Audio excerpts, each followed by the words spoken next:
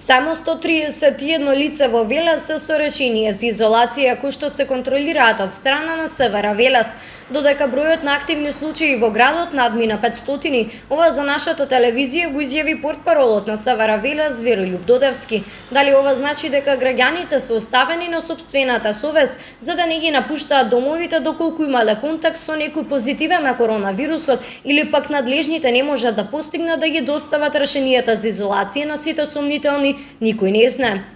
Инаку бројките на новозаболени на коронавирусот во Велес и Велешко секојдневно продолжуваат да се влошуваат, црни биланси и сценарија продолжува да руши нашиот град.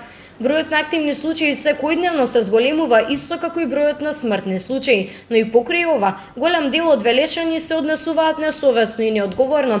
Ова е констатацијата, бидејќи полициските службеници на СВР Велес секојдневно казнуваат висок број на лица кои што не носат заштитна респираторна маска.